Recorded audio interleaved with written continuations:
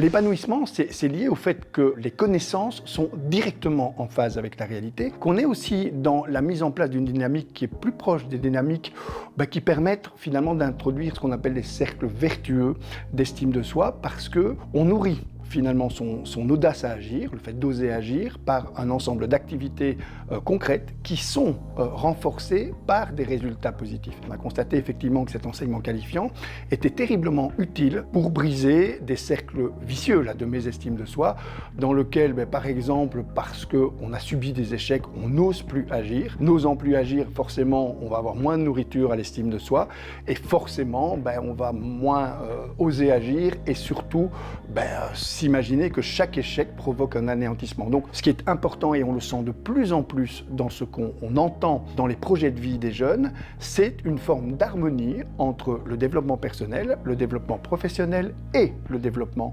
familial. On est donc là aussi dans des compétences qui sont acquises pour réaliser un boulot dans lequel je vais le mieux possible me réaliser, mais pas dans une définition de fonction qui va définir strictement mon identité. On s'en rend compte quand on discute avec les jeunes, ce qui est attendu. Je veux réaliser une activité médicale, sociale, professionnelle. Je veux que cette activité soit reconnue socialement comme étant utile, mais je veux aussi disposer de temps pour me réaliser personnellement et pour fonder une famille. Et je ne veux surtout pas que l'identité professionnelle prenne le pas sur l'ensemble. Certains jeunes se disent aujourd'hui, le prestige finalement c'est plus vraiment combien d'argent je vais gagner, bien sûr c'est important, mais c'est aussi quelle contribution je vais pouvoir apporter à la société.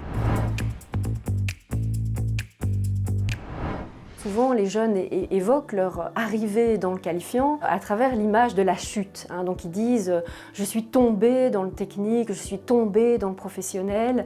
Et ils ont souvent un sentiment, malheureusement, assez négatif au départ, parce qu'ils ont vécu des parcours scolaires parfois blessants, parfois qui les ont confrontés à des échecs répétés, des redoublements, ce qui a inévitablement affecté leur confiance en eux, leur estime de soi, comme on dit. Et donc, quand ils arrivent dans le qualifiant, c'est souvent des élèves un peu blessés par le système, un peu blessés par des parcours pas évidents, que les enseignants retrouvent. Ce qui est intéressant, c'est qu'une fois qu'ils arrivent dans des filières qui leur correspondent, dans des filières qualifiantes ou professionnalisantes, d'une part, ils se vivent souvent comme étant justement plus à l'abri de cette compétition scolaire assez dure, en fait, à laquelle ils avaient parfois été soumis et qui finalement ne leur avait pas été très favorable.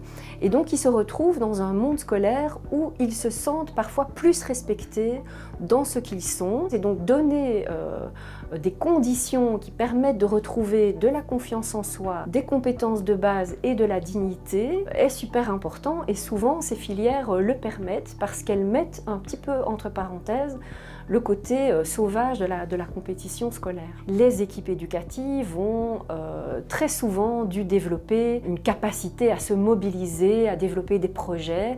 Et donc, dans les établissements qui organisent du qualifiant, on a très souvent des équipes éducatives, des enseignants incroyablement mobilisés dans l'accompagnement de leurs élèves, dans la mise en projet. Et donc, il y a énormément de positifs dans ces filières, très souvent insoupçonnées.